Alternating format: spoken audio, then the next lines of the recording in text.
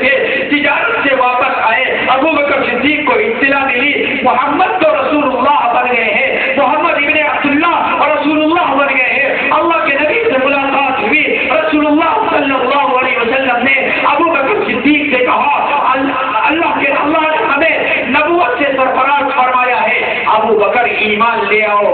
ابو بکر صدیق نے کہا مت دلیل علی ما تدعی یا محمد، آپ نے نبوت کا دعویٰ کیا ہے، اس کی دلیل کیا ہے؟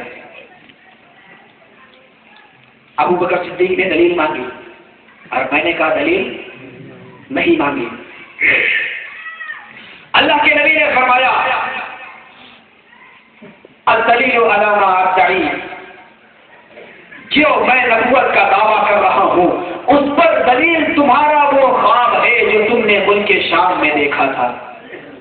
ابو بکر صدیق سے کہا میری نبوت کی دلیل وہ خواب ہے جو خواب تم نے ملک شام میں دیکھا تھا، کسی سے بیان نہیں کیا۔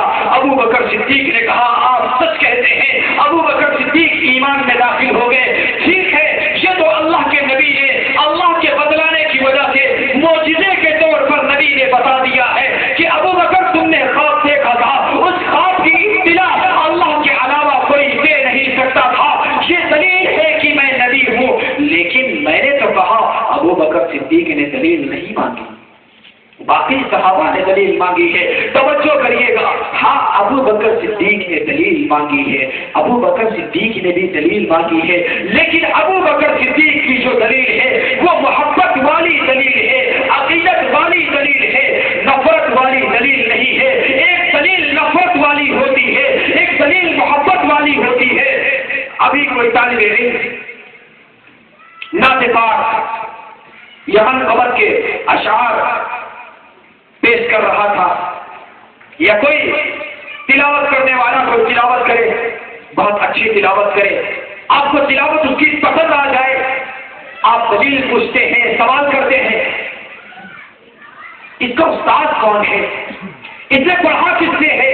جب آپ پوچھتے ہیں اس سے پڑھا کس سے ہے، آپ محبت سے پوچھتے ہیں، آپ عقیدت سے پوچھتے ہیں۔ ابو بکر صدیق نے بھی عقیدت سے پوچھا ہے، جو عقیدت سے پوچھتا ہے اس کو دلیل نہیں کہتے ہیں، محبت کہتے ہیں۔ اور جو کوئی اچھی تلاوت کرنے والا نہ ہو، اچھی نعت پڑھنے والا نہ ہو، آپ نفرت کے ساتھ، حقارت کے ساتھ گھٹیا انداز میں پوچھیں گے اس کو کس نے پڑھایا ہے؟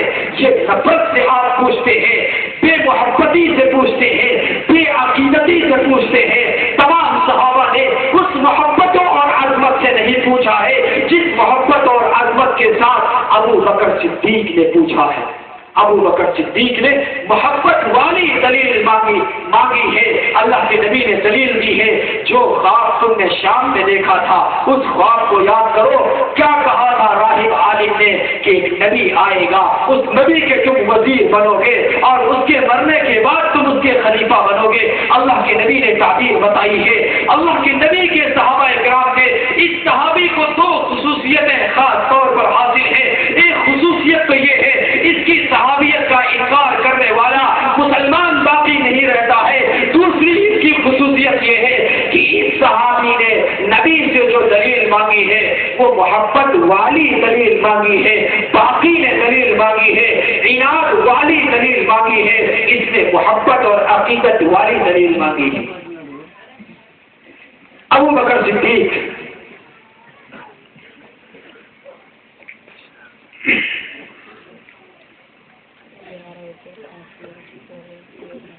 باتیں بہت سی ہیں، ذہن میں آتا ہے یہ بولیں یہ بولیں۔ ابو بکر صدیق کا نام آپ ابو بکر جانتے ہیں، بات آ گئی تو عرض کر دے رہے ہیں۔ ابو بکر صدیق کا نام آپ ابو بکر جانتے ہیں، ابو بکر صدیق کا نام ابو بکر نہیں، علماء اور طلباء اچھے سے واقف ہیں۔ ابو بکر صدیق کا نام ابو بکر نہیں ہے، صدیق بھی نہیں ہے، ابو بکر بھی نہیں ہے، عتیق بھی نہیں ہے، ان کا اصلی نام عبد الکعبہ ہے۔ ایمان لانے سے پہلے ان کا نام عبد الکعبہ تھا، جب مسلمان ہوئے تو ان کا نام عبداللہ ہوا۔ عبد الکعبہ کے معنی ہوتے ہیں کعبہ کی عبادت کرنے والا، کعبہ کی پوجا کرنے والا۔ ایمان میں داخل ہوئے تو نام ان کا عبداللہ پڑا، جس طرح سے حضرت ابو ہریرہ رضی اللہ عنہ ان کا نام ابو ہریرہ نہیں ہے۔ ایمان لانے سے پہلے ان کا نام عبد الشمس تھا، سورج کی پوجا کرنے والا، لیکن جب وہ ایمان میں داخل ہوئے ہیں تو اللہ کے نبی نے ان کا نام عبد الرحمن رکھا ہے کہ رحمان کی عبادت کرنے والے ہو، تم سورج کی عبادت کرنے والے نہیں ہو۔ دیکھو ابو بکر صدیق کا نام تو عبداللہ ہے، لیکن عبداللہ نام دنیا میں بہت کم لوگ جانتے ہیں، سارے لوگ ابو بکر جانتے ہیں، صدیق جانتے ہیں۔ اللہ کا کچھ نظام ایسا ہے، اللہ کا کچھ دستور ایسا ہے، خدا کا کچھ قانون ایسا ہے، کبھی کبھی اللہ کسی کے نام کو پردے میں ڈال دیا کرتا ہے اور کسی کے کام سے خوش ہو کر کے اس کے کام کو عام کر دیا کرتا ہے۔ اللہ کسی کے نام کو پردے میں ڈال دیا کرتا ہے اور کسی کے کام اور مشن سے خوش ہو کر کے اس کے مشن کو عام کرنے کے لیے اس کے دوسرے نام کو مشہور کر دیا کرتا ہے۔ ابو بکر صدیق ابو بکر اس لیے مشہور ہوئے، ابو بکر کے معنی ہوتے ہیں سبقت کرنے والا، پہل کرنے والا، آگے بڑھنے والا۔ اللہ کے نبی نے ایمان کی دعوت کی ہے، ابو بکر نے پہل کیا ہے، ایمان قبول کر لیا ہے۔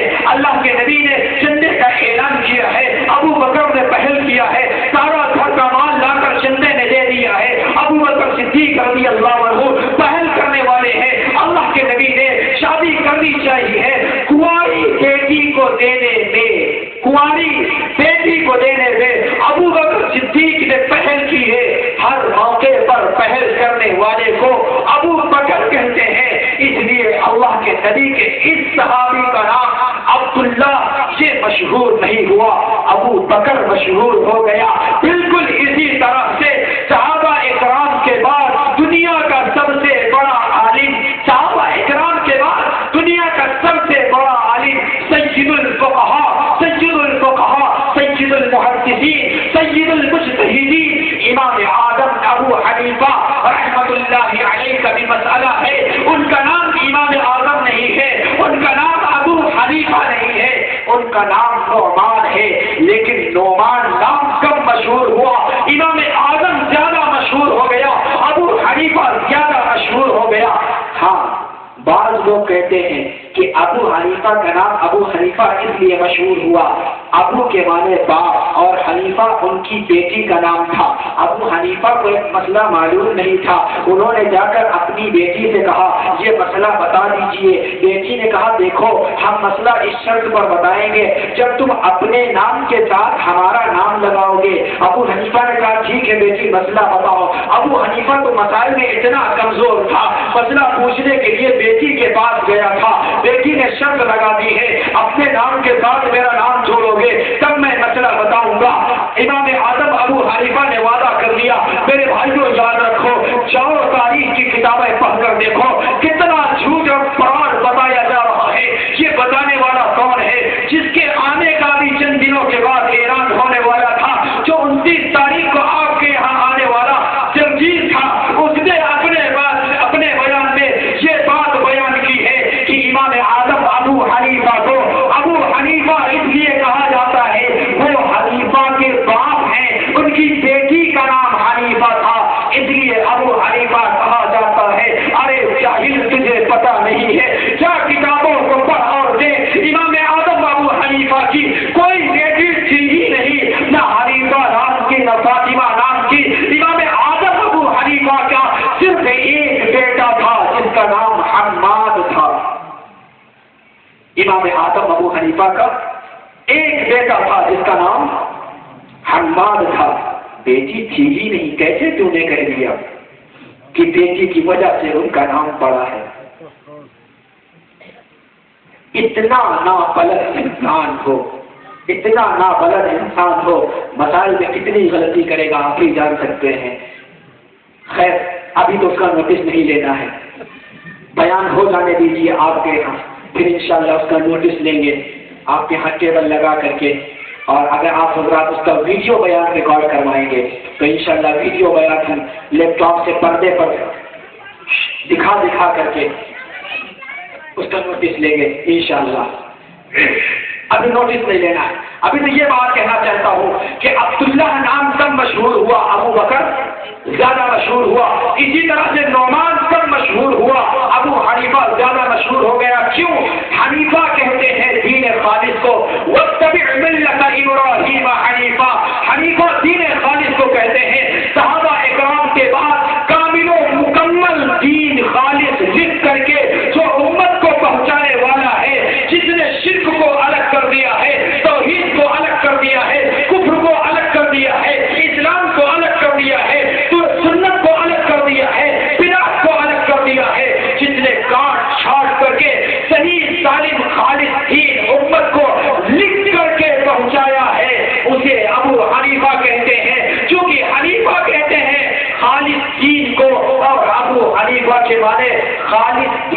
والا، اس لیے اللہ نے ان کے اس نام کو مشہور کر دیا اور اصلی نام یہ کم مشہور ہو گیا، بہت کم لوگ جانتے ہیں۔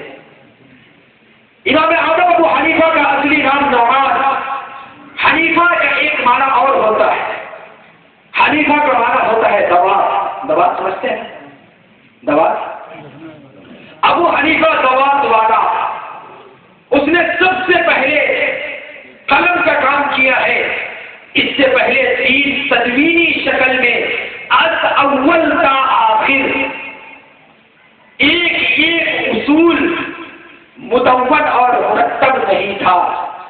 الفاظ کو دھیان دیجیے گا، از اول تا آخر ایک اصول مدون اور مرتب نہیں تھا۔ سب سے پہلے جس نے اصول دین کے از اول تا آخر مکمل اصولی طور پر دین کو مدون اور مرتب کر کے دوات کے ذریعے سے کام لے کر کے امت کے سامنے پیش کیا ہے، وہ امام اعظم ابو حنیفہ ہے۔ اس لیے ابو حنیفہ دوات والا، یعنی دوات کو کام میں لا کر کے دین کو مدون اور مرتب کر کے امت کے سامنے پیش کرنے والا، یہ ہے امام اعظم ابو حنیفہ۔ کم سے کم اپنے امام کو تو جانو اصلی نام کیا ہے۔ آپ سے کوئی پوچھ لے گا، ہاں ایک اشکال ذہن میں آیا، میں پروگرام میں جلسے میں جا رہا تھا، غالباً آپ ہی کے یہاں جلسے میں آ رہا تھا 2 اگست کو، تو راستے میں لیپ ٹاپ کے اوپر سن رہے تھے ڈیڑھ بالش داڑھی والے کا بیان۔ اب اس کا مطلب یہ نہیں کہ داڑھی کی ہم توہین کر رہے ہیں، یہ میں نے جان بوجھ کر بولا، داڑھی کی توہین جان بوجھ کر رہے ہیں، یہ میں نے لفظ جان بوجھ کر بولا۔ داڑھی واجب ہے اور ایک مشت رکھنا واجب ہے، سنت ہے ساتھ ساتھ واجب بھی ہے۔ سنت کا مطلب نبی کا طریقہ ہے، سنت کا یہ مطلب نہیں چھوڑ دو تو گنہگار نہیں ہوں گے، اس کی وضاحت کر رہا ہوں، علماء موجود ہیں۔ سنت کا یہ مطلب نہیں جیسے آپ عصر کی سنتیں چھوڑ دیتے ہیں تو گنہگار نہیں ہوتے ہیں، عشاء کی سنتیں چھوڑ دیتے ہیں تو گنہگار نہیں ہوتے ہیں۔ سنت کا مطلب نبی کا طریقہ ہے، لیکن سنت نبی کے طریقے ہونے کے ساتھ ساتھ یہ واجب بھی ہے، چھوڑ دیں گے تو گنہگار ہوں گے۔ ایک مشت رکھیں گے، ایک مشت کے بعد کاٹیں گے، بلا ضرورت ایک مشت سے زیادہ نہیں بڑھائیں گے۔ کیوں؟ نبی کے عمل کو زیادہ سمجھنے والا صحابی ہوتا ہے، نبی کے عمل کو سمجھنے والا صحابی اور رسول ہوتا ہے۔ بخاری شریف عبداللہ ابن عمر رضی اللہ تعالیٰ عنہ نبی کی حدیث نقل فرماتے ہیں، اللہ کے نبی نے ارشاد فرمایا کہ مونچھوں کو کٹواؤ اور داڑھی کو بڑھاؤ۔ عبداللہ ابن عمر نبی کی یہ حدیث بیان کرتے ہیں کہ داڑھی کو بڑھاؤ۔ پھر عبداللہ ابن عمر خود حج کرنے کے لیے مکہ مکرمہ جاتے ہیں، حج کرنے کے لیے مکہ مکرمہ حاضر ہوتے ہیں، وہاں تمام لوگوں کا مجمع موجود ہے۔ اللہ کے نبی کے یہ پیارے صحابی عبداللہ ابن عمر اپنے ہاتھ سے داڑھی کو اس طرح سے پکڑتے ہیں اور لوگوں کے سامنے ایک مشت کے بعد کاٹ دے رہے ہیں۔ بتانا یہ چاہتے ہیں عبداللہ ابن عمر کہ نبی کا اصل طریقہ یہ ہے کہ ایک مشت آپ داڑھی رکھیں، بلا ضرورت ایک مشت سے نہ بڑھائے، چہرہ بھی خوبصورت نہیں لگتا ہے۔ عبداللہ ابن عمر صحابی رسول ہیں، ان سے زیادہ تو آپ صحیح مطلب نہیں سمجھیں گے۔ اچھا، ہم یہ نہیں کہتے، وضاحت کرنا پڑتا ہے نا بار بار، ہم یہ نہیں کہتے ایک مشت کے بعد ناجائز ہے، توجہ، وضاحت نہیں کریں گے تو جانے کے بعد پھر اشکالات ہوں گے، اور کہاں پان کی دکان پہ بیٹھ کے اور ہوٹل کی چائے کی دکان پہ بیٹھ کے، اس لیے وضاحت، ہم یہ نہیں کہتے ایک مشت کے بعد ناجائز ہے، ہم اتنا ضرور کہتے ہیں نبی کے صحابی نے ہم سے بہتر سمجھا ہے، بس نبی کے صحابی نے ہم سے بہتر سمجھا ہے۔ میرے بھائی کو کیا عرض کر رہے تھے جی، اللہ کبھی مشن کی وجہ سے نام کو پردے میں ڈال دیا کرتا ہے اور مشن کو عام کر دیا کرتا ہے۔ دیکھو ابو بکر صدیق کا نام عبداللہ یہ مشہور نہیں ہوا، ابو بکر زیادہ مشہور ہو گیا۔ اسی طرح سے امام اعظم ابو حنیفہ کا نام ابو حنیفہ یہ زیادہ مشہور ہو گیا اور نعمان یہ مشہور نہیں ہوا۔ ہاں میں یہ عرض کر رہا تھا، سفر میں آ رہا تھا تو میں لیپ ٹاپ میں بیان سن رہا تھا، وہ کیا کہہ رہا ہے، امام اعظم ابو حنیفہ کیسے ہو سکتے ہیں؟ امام اعظم کا مطلب سب سے بڑا امام تو اللہ کے نبی ہے. اللہ کے نبی سے بڑھ کر امام کون ہو سکتا ہے؟ تم نے امام اعظم ابو حنیفہ کو مان لیا ہے. ارے امام اعظم سب سے بڑا امام تو اللہ کے نبی ہے. تم نے نبی سے بڑا امام بھی امام اعظم کو مان لیا ہے. میں نے کہا بے وقوف، چغل، پاگل، دیوانے، جانے انجانے، اپنے دیوانے، نئے پرانے سیانے، تجھے کچھ پتا بھی ہے؟ اگر تو یہ کہے گا وزیر اعظم تو کیا مطلب، تم نے وزیر اعظم کہہ کر کے ان کو نبی سے بڑا مان لیا ہے. تم کہو گے وزیر اعلیٰ، کیا نبی سے بڑا مان لیا ہے؟ یو پی میں تم اکھلیش کو بولتے ہو، وہ بھی بولتا ہوگا وزیر اعلیٰ، تو کیا مطلب اکھلیش کو اس نے محمد صلی اللہ علیہ وسلم سے بڑا مان لیا ہے؟ آپ کہتے ہیں صدیق اکبر سب سے بڑا صدیق، تو کیا وہ اللہ سے بڑے صدیق، اللہ کے نبی سے بڑے صدیق ہیں؟ اللہ کے نبی سے بڑے وہ صدیق ہیں. ابو بکر صدیق ہے، صدیق اکبر ہے، لیکن نبی سے بڑے صدیق نہیں ہے. عمر فاروق اعظم فاروق ہے، صحابہ میں فاروق اعظم ہے، سب سے بڑے فاروق ہے، لیکن نبی سے بڑے فاروق نہیں ہے. بالکل اسی طرح سے سارے صحابہ میں صدیق اکبر ابو بکر صدیق ہے، سارے صحابہ میں فاروق اعظم عمر بن خطاب ہے. صحابہ اکرام کے بعد امت میں امام اعظم سب سے بڑے امام، دین کے ماہر امام اعظم ابو حنیفہ ہے.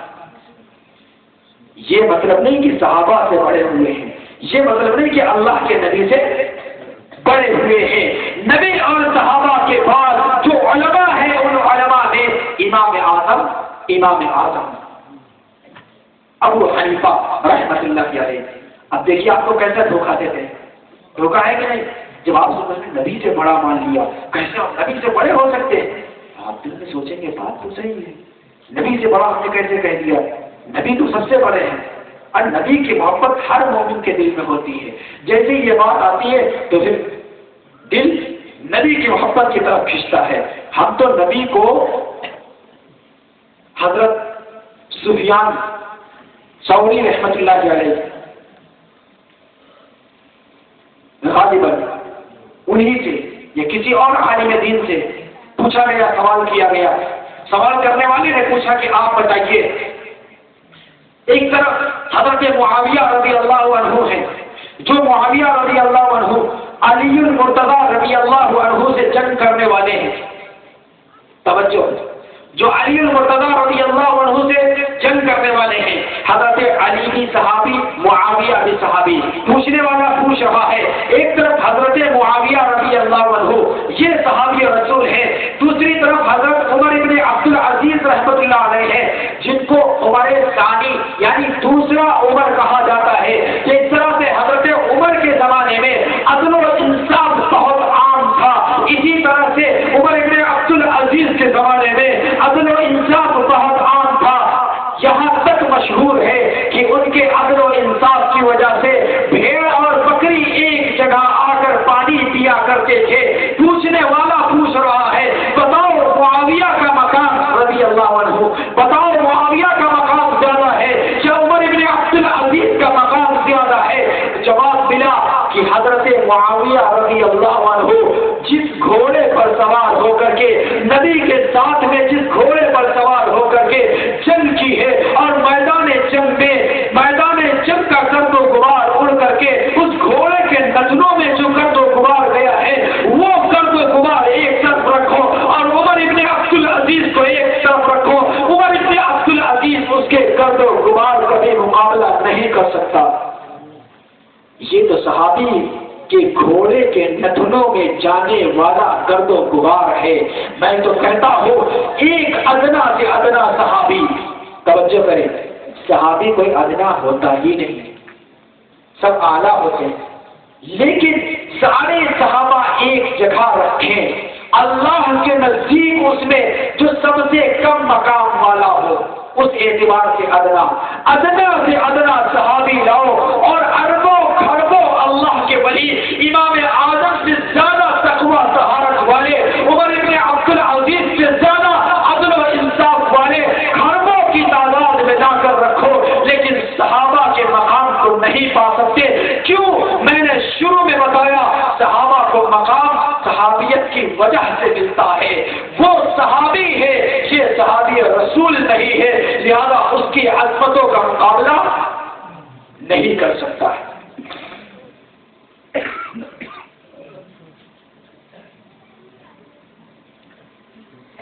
صحابہ کی عظمتوں کے ہم قائل ہیں، سب کو جنتی مانتے ہیں، سارے صحابہ کو محفوظ مانتے ہیں۔ توجہ، خلاصہ، سارے صحابہ کو محفوظ مانتے ہیں، یعنی اگر خدا نہ خواستہ امت کی تعلیم کے لیے یا جس وجہ سے بھی ان سے کوئی گناہ ہوا تو اللہ نے ان کے توبہ کی برکت سے ان کے گناہ کو ختم فرما دیا اور ان کے جنتی ہونے کا قرآن میں اور اللہ کی رضا کا فیصلہ قرآن نے کر دیا۔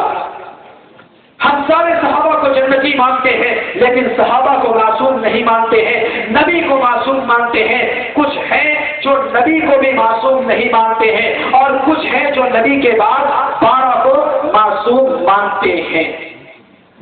دوسری بات،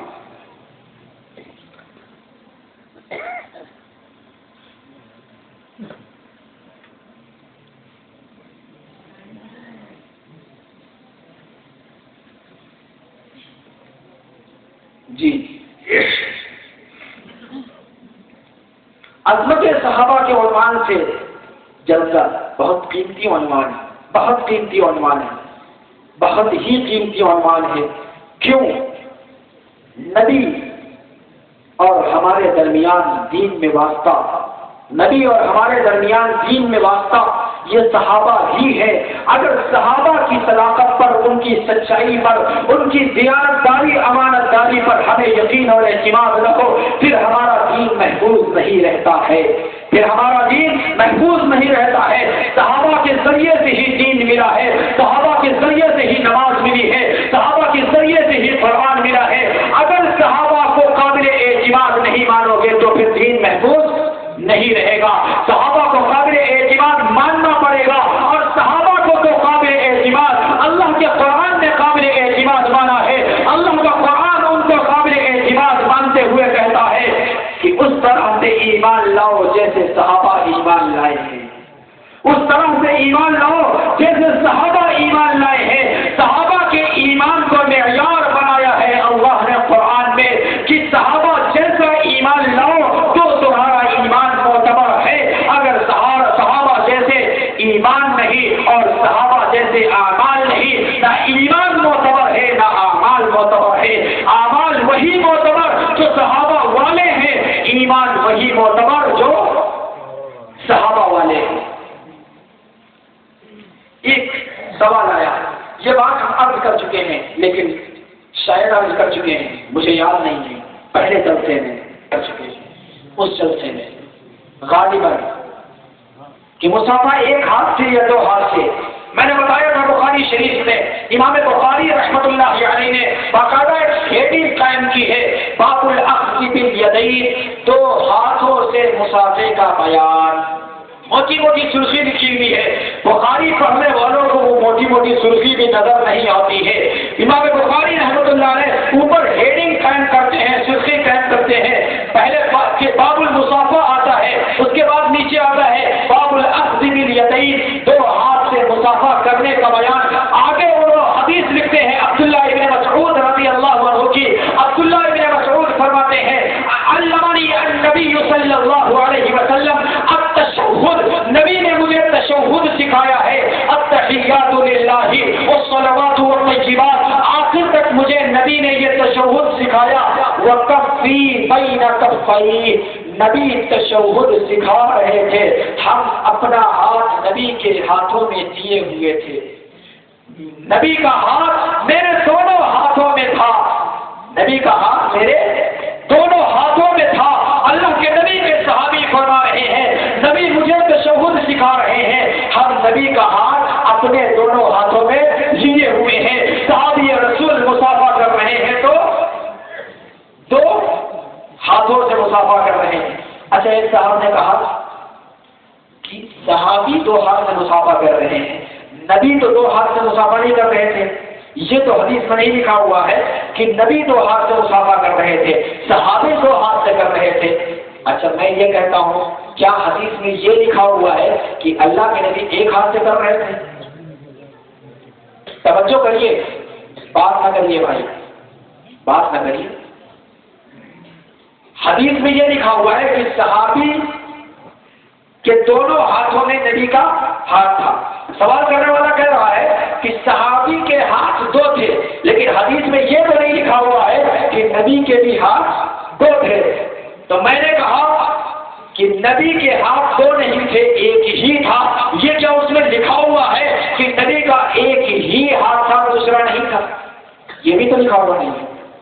جب صحابی جو ہاتھ سے مسافہ کر رہے ہیں، اگر مسافہ ایک ہاتھ سے ہوتا اللہ کے نبی منع فرما دیتے ایک ہاتھ ہٹا لو. دیکھو عبداللہ ابن مسعود، اے صحابی رسول، میں ایک ہاتھ سے مسافہ کر رہا ہوں، تم بھی ایک ہاتھ سے مسافہ کرو.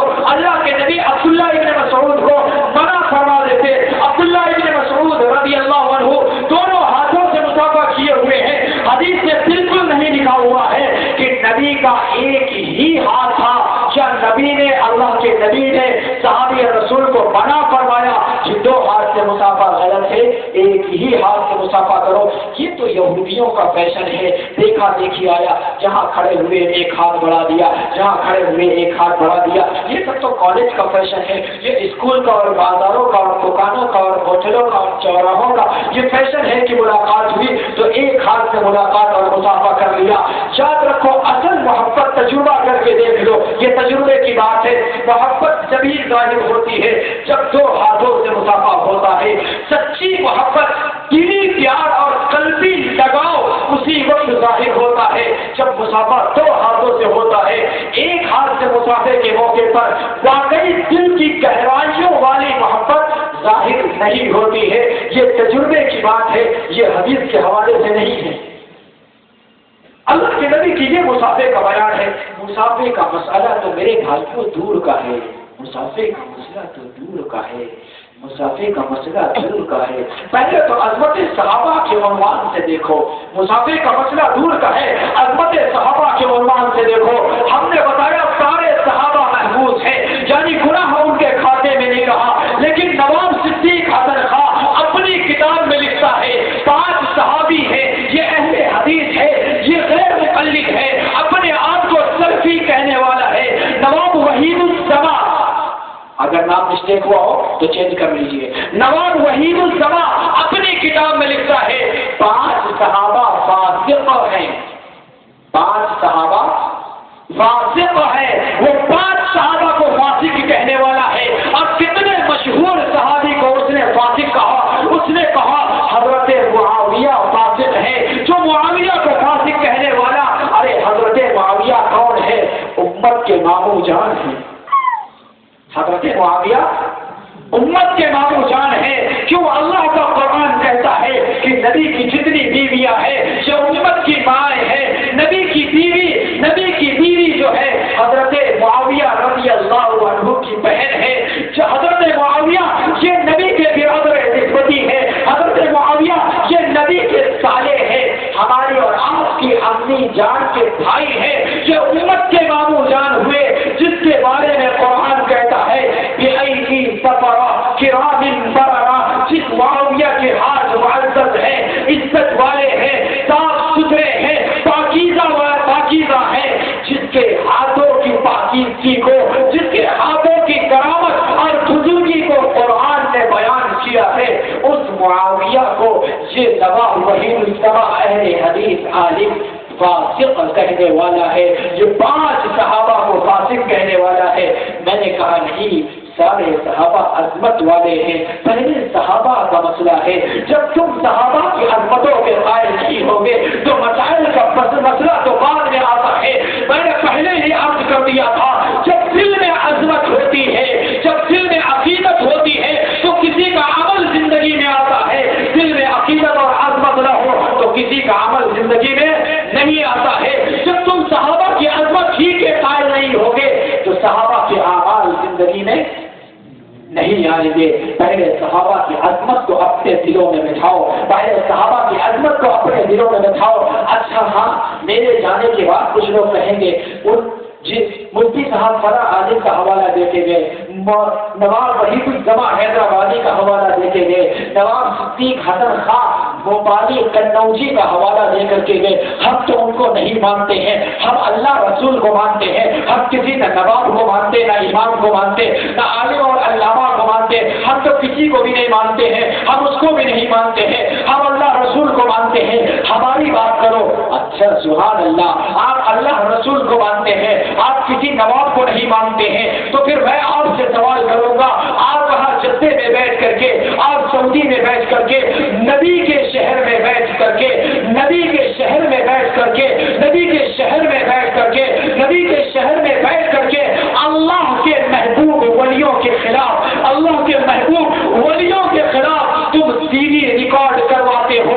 کبھی تم نے ان کے خلاف، وحید الزما کے خلاف بھی کوئی CD ریکارڈ کروائی ہے؟ کبھی تم نے نواب صدیق حسن خان کے خلاف بھی کوئی CD ریکارڈ کروائی ہے؟ تم نے امام اعظم ابو حنیفہ کے خلاف CD ریکارڈ کروا دی ہے؟ تم نے شیخ الحدیث حضرت مولانا محمد زکریا رحمۃ اللہ علیہ کے خلاف CD ریکارڈ کروا دی ہے؟ تم نے ہمارے اور آپ کے امام مجدد دین و ملت حکیم الامت مولانا اشرف علی تھانوی رحمۃ اللہ علیہ کے خلاف تم نے CD ریکارڈ کروا دی ہے۔ اگر یہ غلط تھے، اگر یہ غلط تھے، اگر یہ غلط تھے، تو پھر آپ کو چاہیے تھا ان کے خلاف بھی ویڈیو بیان ریکارڈ کرواتے۔ آپ نے کیوں نہیں ریکارڈ کروایا؟ آپ ان کی کتابیں خود چھاپتے ہو اور تقسیم کرتے ہو۔ میں ابھی 3 سال پہلے لکھنؤ میں تھا، ایک مسجد میں تھا، میں نے جمعے میں بیان کیا، 10 منٹ کا مختصر سا بیان تھا۔ میں نے عرض کیا کہ دیکھو اللہ کے نبی صلی اللہ علیہ وسلم، ایک نیا عنوان میری زبان سے ایک نئی بات نکل گئی جو وسیع عنوان تھا، ایک لفظ میں وہ بات سمجھ میں آنے والی نہیں تھی۔ میں نے عرض کیا اللہ کے نبی صلی اللہ علیہ وسلم معراج میں تشریف لے گئے، اتنا لمبا سفر اللہ کے نبی صلی اللہ علیہ وسلم نے کیا، اور کتنے قلیل عرصے میں، چند لمحات میں، لیلن تنوین کے ساتھ انتہائی کم رات کے حصے میں نبی نے اتنا لمبا سفر طے کیا ہے۔ اللہ کے نبی صلی اللہ علیہ وسلم کی عمر قریب 52 سال کی ہوئی۔ اللہ کے نبی ام ہانی کے گھر میں تشریف آرام فرما تھے۔ اللہ کے نبی ام ہانی کے گھر سے حتیم کعبہ میں آئے، وہاں چاہے زمزم پر اللہ کے نبی کے سینے کو چاک کیا گیا، وہاں سے اللہ کے نبی مدینہ منورہ پہنچے، 2 رکعت نماز ادا فرمائی۔ جبرائیل نے فرمایا 2 رکعت نماز ادا کرو، اللہ کے نبی نے 2 رکعت نماز ادا فرمائی۔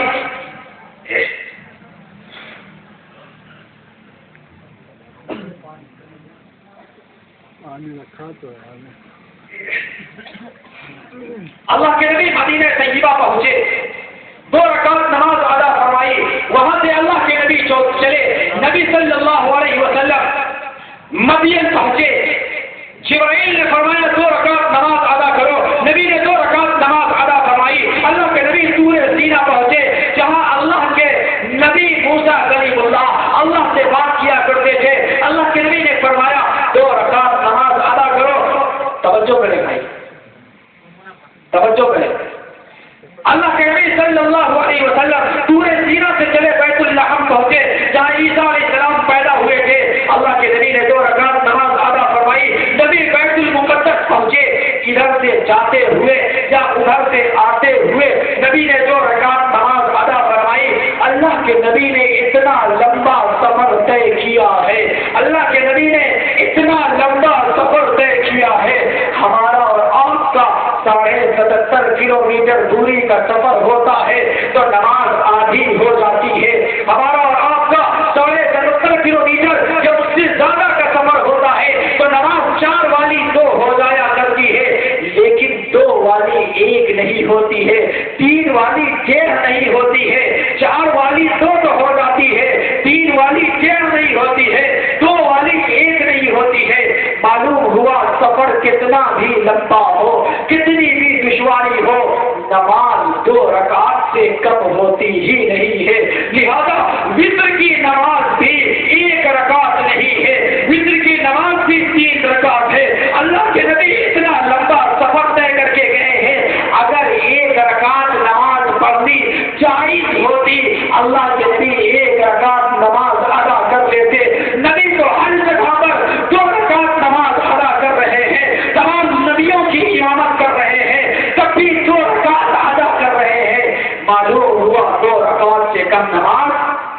ہی ہوتی ہے جو 2 رکعت سے کم بلکہ وتر 3 کی جگہ 1 پڑھتے ہیں، ان کا 3 کی جگہ 1 پڑھنا صحیح نہیں ہے۔ میں نے یہ بات بیان کی، وہاں پر ایک اہل حدیث نوجوان کھڑا تھا جو پہلے بریلوی تھا، سعودی جانے کے بعد جس وجہ سے بھی کیسے اللہ عالم وہاں جا کر کے وہ حدیث پر عمل کرنے والا نہیں، اہل حدیث یعنی حدیث کا انکار کرنے والا، وہ غیر مقلد وہاں جا کر کے کر گیا۔ مجھ سے کہنے لگا مولانا منتخب حدیث میں لکھا ہوا ہے، منتخب احادیث میں لکھا ہوا ہے، اس میں آپ کی کتاب میں لکھا ہوا ہے کہ وتر 1 رکعت ہے۔ میں نے کہا سبحان اللہ، لائیے دکھائیے۔ کہنے لگے ہے مجھے سعودی میں دکھایا تھا۔ میں نے کہا سعودی میں دکھایا تھا تو مجھے بھی دکھاؤ۔ گیا رات ہر کتاب رکھا، صبح کہہ رہا مل نہیں رہی ہے۔ میں نے کہا فون کر کے معلوم کرنا، آج تک فون نہیں ہو پایا، 3 سال ہو گئے آج تک فون نہیں۔ کہنے لگے میں بلاؤں گا، آپ کو دکھاؤں گا، کتاب میں ہے 3 بھی صحیح 1 بھی صحیح۔ میں نے کہا چلو کچھ تو نرم کیا نا، 3 بھی صحیح 1 بھی صحیح۔ اب تو تم پھنسے، جب میں کہتا ہوں چاروں امام صحیح تو کہتے ہو 1 ہی صحیح ہوگا، 4 نہیں صحیح ہو سکتے ہیں۔ کیسے تم نے کہا 3 بھی صحیح 1 بھی صحیح؟ یا تو 3 صحیح یا 1 صحیح، کیونکہ تمہارا خود اصول ہے، تمہارا خود کہنا ہے صحیح 1 ہی ہو سکتا ہے، 1 سے زیادہ صحیح نہیں ہو سکتے ہیں۔ اگر 2 صحیح ہو سکتے ہیں، 1 بھی صحیح 3 بھی صحیح، تو 4 امام بھی صحیح۔ گیا دوسرے کو بلا کے لایا، ماشاءاللہ الحمدللہ بلا کے لایا، اعلیٰ حضرت ادنا حضرت پہنچے۔ اتفاق سے اس وقت ہم لنگی بنیاد نہیں تھے، اب کچھ ادب طریقہ ہو کہ گھسے چلے آؤ، اتنے طریقہ نہیں معلوم، گھسے چلے آئے، چلو بھائی بیٹھو۔ میں نے کہا لنگی بنیاد میں آج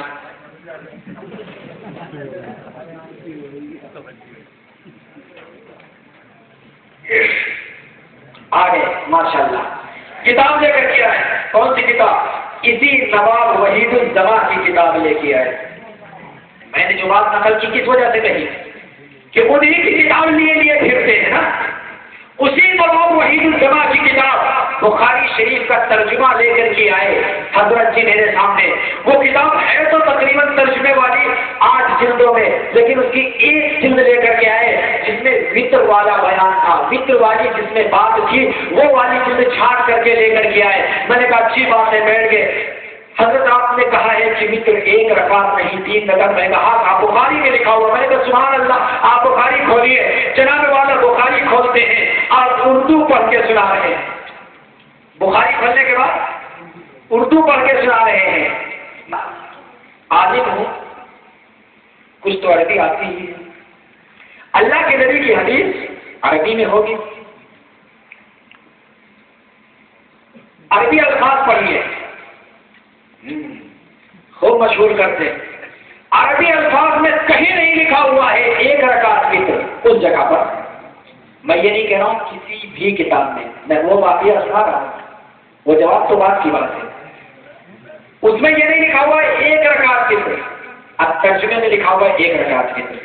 اب مجھے ترجمہ سنا رہا ہے، میں نے اس سے پہلے وہ کتاب نہیں پڑھی تھی کہ اس میں 1 رکعت وتر ہے۔ میں نے کہا آپ کا احسان، کتاب لے کے آ گئے، 1 رکعت وتر کا ترجمہ کیا ہوا ہے۔ کہہ رہا کیوں، کیا ترجمہ صحیح نہیں ہے؟ میں نے کہا بالکل، اسی کے اوپر آؤ بات کر لیتے ہیں، آپ فیصلہ کرو وحید الزما کا ترجمہ صحیح ہے یا نہیں، فیصلہ کرو۔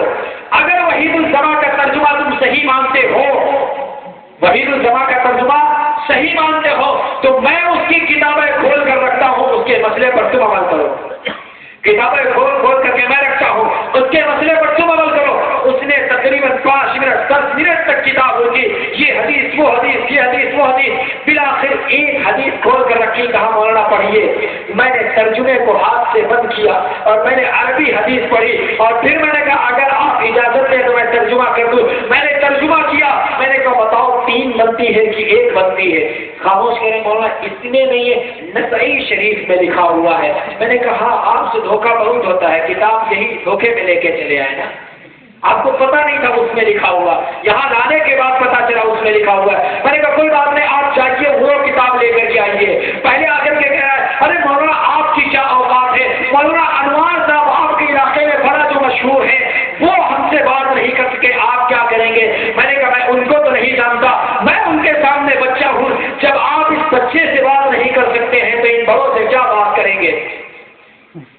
پریشان ہونے کے بعد کہتا ہے مولانا آپس میں بات کرنے سے بحثہ بحثی ہوتی ہے، ایسا کریں ہماری اور آپ کی تحریری بات ہوگی، آپ لکھ کر ہمیں جواب دیں، ہم لکھ کر آپ کو جواب دیں گے، آپ لکھ کر ہم سے سوال کریں، ہم آپ سے لکھ کر سوال کریں۔ میں نے کہا جاؤ، زندگی بھر کے لیے تمہارے لیے موت، زندگی بھر کے لیے تمہارے لیے موت، ایک سوال کا جواب دو، 1,00,000 روپیہ انعام، اور مسئلہ کہنے حدیث قبول، اور اسی کے مبلغ، اسی کی ترجمانی، 1000 سوال کے بعد میں ہوں گے۔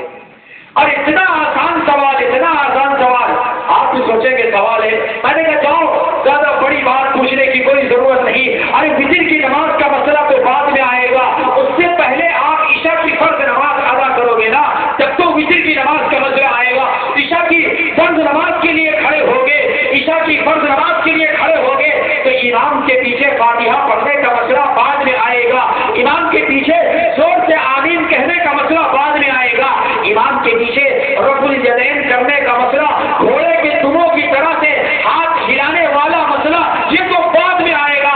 سب سے پہلے مسئلہ یہ آئے گا کہ بتاؤ اللہ اکبر کہا جائے یا نہ کہا جائے۔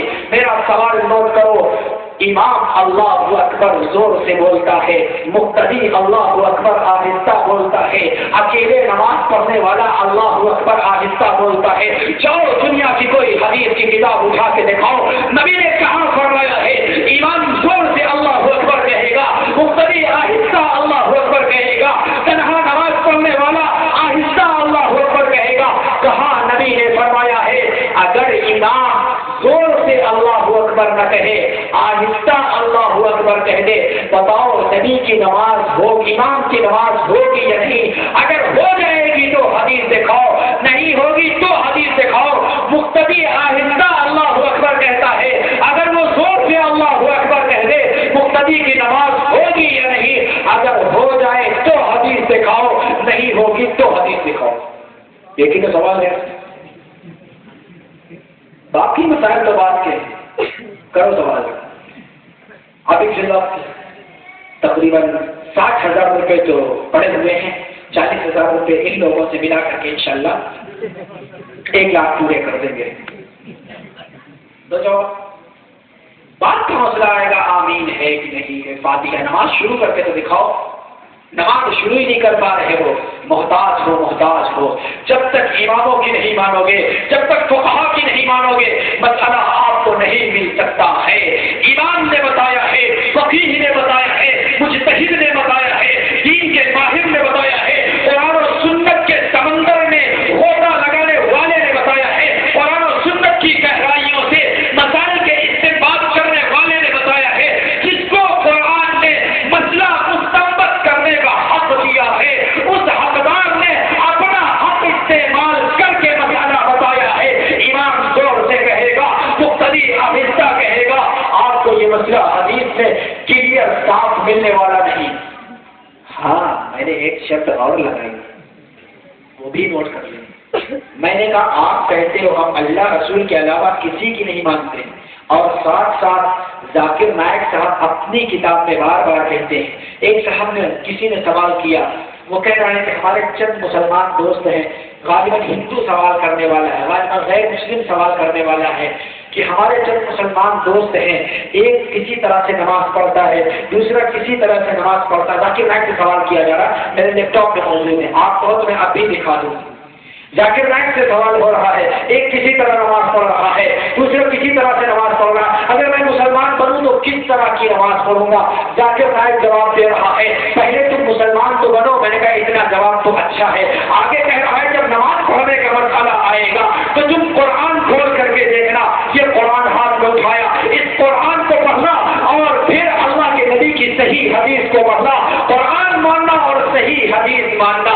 میں نے کہا دنیا کی کوئی ایک حدیث پڑھو، دنیا کی کوئی ایک حدیث پڑھو، دنیا کی کوئی ایک حدیث پڑھو جس میں اللہ کے نبی نے فرمایا ہو کہ صحیح حدیث ماننا۔ دنیا کی کوئی ایک حدیث پڑھو جس میں نبی نے فرمایا ہو کہ صحیح حدیث پڑھنا۔ اچھا ٹھیک ہے، جب آپ کہو گے یہ صحیح حدیث ہے، دیکھو بخاری میں لکھا ہوا ہے، اللہ کے نبی نے رفع الیدین کیا ہے، دیکھو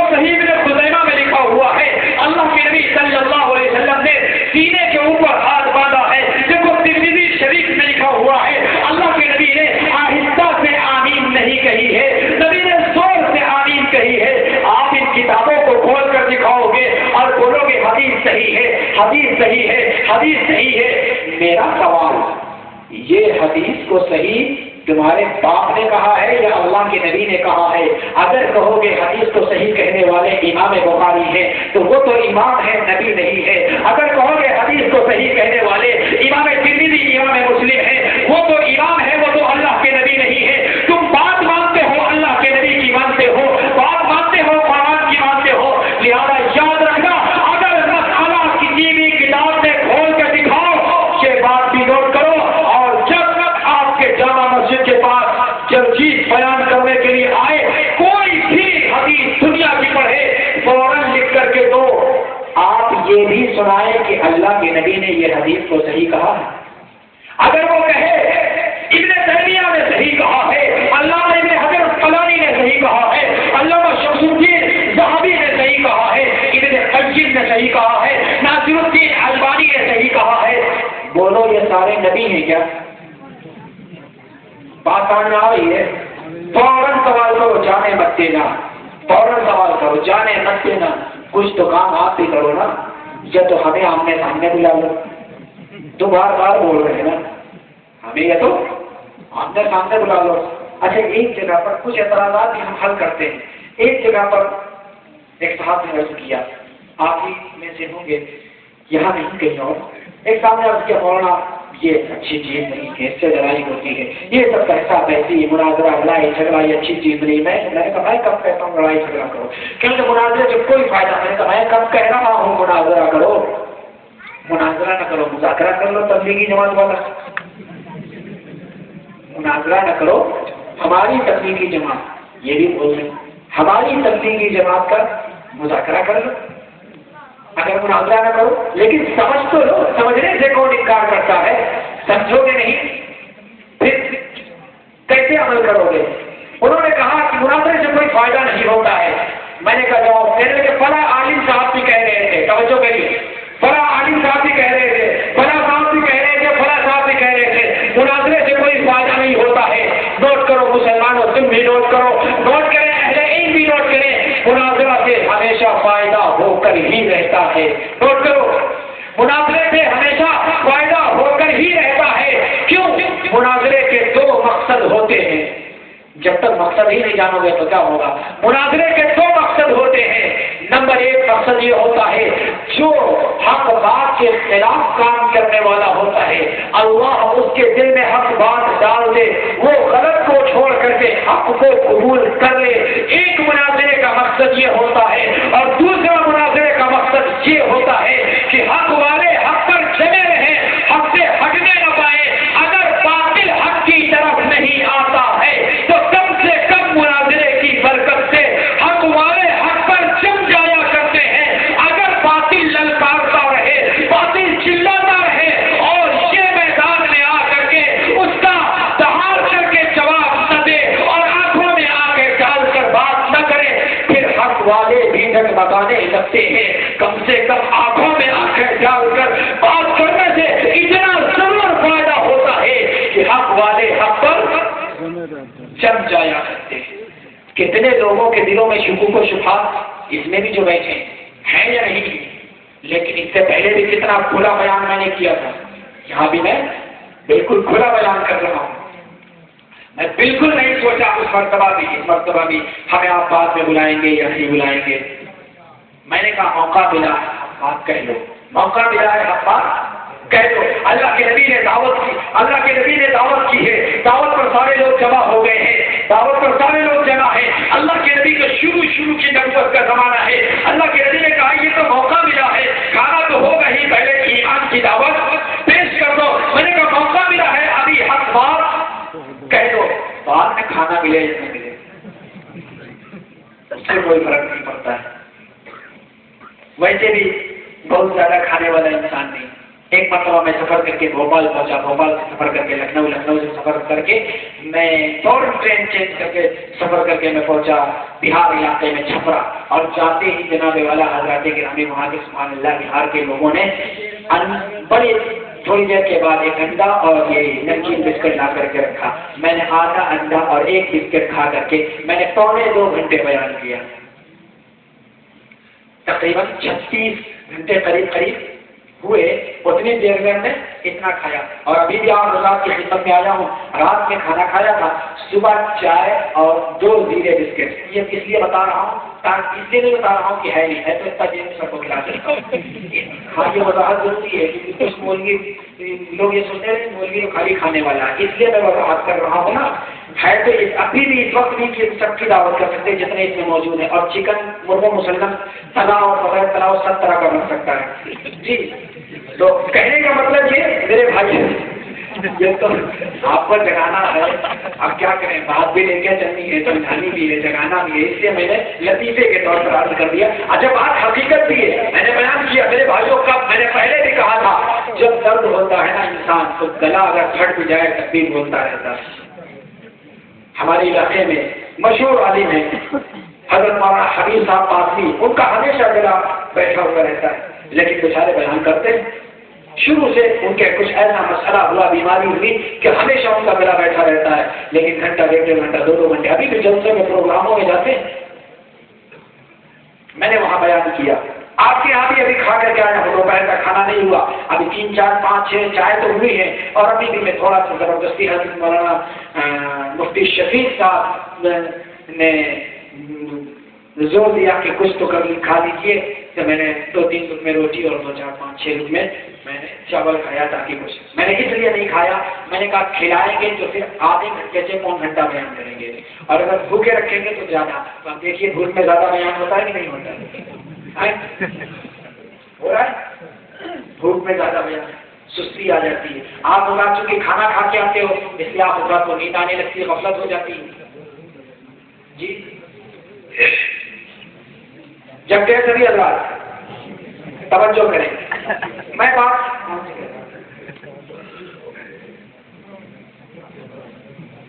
وہ ختم ہوئے. جی ہاں, میں یہ بات عرض کر رہا تھا میرے بھائیوں, جب بھی کوئی آ کر کے بیان کرے کہ فلاں حدیث ہے, آپ کو کیا سوال کرنا ہے؟ اس حدیث کو کس نے صحیح کہا ہے؟ وہ کہیں البانی نے صحیح کہا, ابن تیمیہ نے صحیح کہا, ابن قیم نے صحیح کیا, فلاں نے صحیح کہا, بخاری نے صحیح کہا. آپ کا سوال کیا ہے؟ یہ نبی تو, اور بات کس کی مانتے ہو؟ نبی کی مانتے ہو. حوالہ نوٹ کرو. مولانا محمد جھونا گڑی اپنی کتاب طریق محمدی اور سراج محمدی میں تحریر فرماتے ہیں کہ ہمارے اصول 2 ہیں, ایک کتاب اللہ, دوسرے سنت رسول اللہ. ہم قرآن مانتے ہیں اور حدیث مانتے ہیں, دوسری چیز کوئی نہیں مانتے. وہ اپنی کتاب میں لکھتے ہیں اللہ نے ہمیں 2 ہاتھ دیے ہیں, ایک ہاتھ قرآن کے لیے دیا ہے, ایک ہاتھ حدیث کے لیے دیا ہے. میں نے اس کا جواب وہاں بھی دیا تھا کہ جس کا ایک ہاتھ ٹوٹا ہوا ہو, بتاؤ وہ قرآن چھوڑے گا یا حدیث چھوڑے گا؟ کسی نے بیان کیا اللہ نے مجھے 2 آنکھیں دی ہے, ایک قرآن کے لیے دی ہے, ایک حدیث کے لیے دی ہے. میں نے کہا جو گانا ہوگا بتاؤ قرآن چھوڑے گا یا حدیث چھوڑے گا؟ جو اندھا ہوگا بتاؤ کیا وہ دونوں کو چھوڑ دے گا؟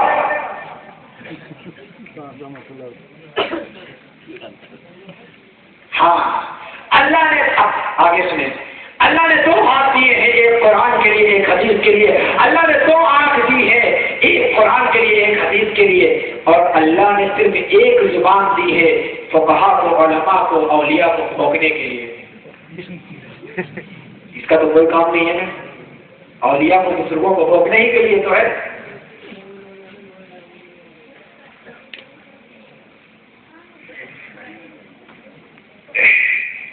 میں نے بات یہاں سے اٹھائی تھی کہ ایک ہاتھ کا مسئلہ تو بات کا ہے. پہلے تو آپ صحابہ کی عظمت پر بات کرو. اگر آپ صحابہ کی عظمت کا ہی اقرار نہیں کرتے ہیں تو اگر کوئی صحابی ایک ہاتھ کا مسئلہ بیان کرے گا تو وہ بھی معتبر آپ کے نزدیک نہیں ہوگا. 2 ہاتھ کا مسئلہ بیان کرے گا وہ بھی آپ کے نزدیک معتبر نہیں ہوگا. جب صحابہ کی عظمت کے قائل ہو گئے تو صحابہ کی دی ہوئی احادیث بھی آپ کے نزدیک معتبر ہوگی. میں نے بخاری کے حوالے سے بات کر لی, اور میں نے جو سوال اٹھایا ہے وہ پھر آپ اپنے ذہن میں بٹھائیے. میں نے سوال کیا اٹھایا ہے؟ کوئی بھی رفع یدین پر بات کرے, کوئی بھی آمین کے اوپر بات کرے, کوئی ناف کے اوپر بات کرے, ہاتھ ناف کے نیچے باندھنا ہے یا سینے کے اوپر باندھنا ہے, کہہ دیجیے یہ سارے مسائل تو بعد کے ہیں. نماز شروع کریں گے تو مسئلہ اللہ اکبر کا پہلے ہے. آؤ پہلے اللہ اکبر پر بات کرو, بعد میں سارے مسائل پر بات ہوگی، جب تک نماز شروع نہیں ہوگی تب تک مسئلہ کہاں سے ہوگا؟ اور آمین پر ہم بات پہلے بھی کر چکے ہیں، آمین پر بات پہلے بھی ہو چکی ہے، رفع الیدین پر بھی بات ہو چکی ہے، اور فاتحہ پڑھ کر امام پر بھی بات ہو چکی ہے۔ ابھی کسی نے غالباً پوچھا تھا مجھ سے مہمان خانے قیام گاہ میں کہ ناک کے نیچے جو ہاتھ باندھتے ہیں، کسی صاحب نے پوچھا تھا اس کی دلیل کیا ہے ناک کے نیچے ہاتھ باندھنے کی؟ اب دیکھو ہاں یاد آیا، ذاکر نائک سے سوال کیا جا رہا ہے۔ ذاکر نائک کیا کہہ رہا ہے کہ دیکھو پہلے زمانے میں حدیثیں سب ایک جگہ جمع نہیں تھی، کچھ حدیثیں کسی کے پاس تھی، کچھ حدیثیں کسی کے پاس تھی، اماموں کو جو حدیث پہنچی انہوں نے اپنے اعتبار سے مسئلہ بتا دیا۔ امام اعظم ابو حنیفہ کو ناک کے نیچے والی حدیث پہنچی، وہ حدیث صحیح نہیں تھی۔ امام شافعی کو اوپر والی حدیث پہنچی، وہ حدیث صحیح تھی، اس لیے امام شافعی نے وہ مسئلہ بتا دیا۔ آج کے زمانے میں دنیا کی حدیث کی ساری کتابیں ایک سیڑھی میں جمع ہے، ہم کلک کر کے حدیث نکال لیتے ہیں، ہم تو دیکھ لیتے ہیں ساری حدیثیں ہمارے سامنے موجود ہوتے ہیں، ہم صحیح بھی سمجھ لیتے ہیں، ضعیف بھی سمجھ لیتے ہیں۔ زیادہ شافعی والی صحیح ہے، ابو حنیفہ والی صحیح نہیں ہے۔ اس نے ابو داؤد شریف کا حوالہ دیا، ابو داؤد شریف میں لکھا ہوا ہے ناک کے نیچے جو ہاتھ باندھتے ہیں وہ حدیث ضعیف ہے، اور صحیح ابن خزیمہ میں جو سینے اوپر حدیث لکھی ہوئی ہے کہ سینے کے اوپر ہاتھ باندھیں گے وہ حدیث صحیح ہے۔ حوالہ کس نے دیا؟ ارے بتائیے، حدیث کا حوالہ کس نے دیا؟ ذاکر نائک نے۔ حوالہ نوٹ کرو، اس نے صحیح ابن خزیمہ کا حوالہ دیا ہے، اور جب یہ بیان کرنے کے لیے آئے گا وہ بار بار جب کہے گا حدیث صحیح ہے وہ کہے گا البانی نے کہا صحیح ہے، علامہ البانی نے کہا صحیح ہے، علامہ البانی نے صحیح کہا، علامہ البانی نے جس حدیث کا حوالہ ذاکر نائک نے دیا ہے اسی حدیث کے حوالے میں اسی کتاب کے حاشیہ میں نیچے وہی علامہ البانی فرماتے ہیں یہ سینے پر حدیث والی جو حدیث ہاتھ باندھنے والی جو حدیث ہے علامہ البانی اسی صحیح ابن خزیمہ میں فرماتے ہیں یہ حدیث صحیح ہے۔ یہ حدیث آپ بتاؤ گیا ذاکر نائک، میں نے تو تمہاری منہ آگے موت دی نا، جس عالم کا تم بار بار حوالہ پیش کرتے ہو میں نے اسی کا حوالہ دے دیا، حالانکہ ہمیں تو مطالبہ اللہ کے نبی کی حدیث کا کرنا چاہیے۔ اب تم پیش کرو سینے کے اوپر ہاتھ باندھنے والی حدیث، تم پیش کرو۔ آگے سنو، دنیا میں ایک بھی سنی نہیں ملے گا، پوری دنیا میں ایک بھی سنی نہیں ملے گا جو سینے پر ہاتھ باندھنے والا ہو۔ اگر دنیا میں کوئی سینے پر ہاتھ باندھنے والا مردوں میں سنی ملے گا، وضاحت کرتے ہیں، مردوں میں اگر کوئی سینے پر ہاتھ باندھنے والا ملے گا تو یا تو وہ شیعہ ملے گا یا وہ قادیانی ملے گا۔ امام اعظم ابو حنیفہ کو ماننے والے ناک کے نیچے ہاتھ باندھتے ہیں، امام شافعی اور احمد ابن حنبل کو اپنا امام ماننے والے ناک کے اوپر باندھتے ہیں لیکن سینے پر نہیں باندھتے ہیں۔ میں نے وضاحت کر دی، اور یہ بھی کہہ دیا یہ مردوں کا مسئلہ ہے، عورتوں کا مسئلہ۔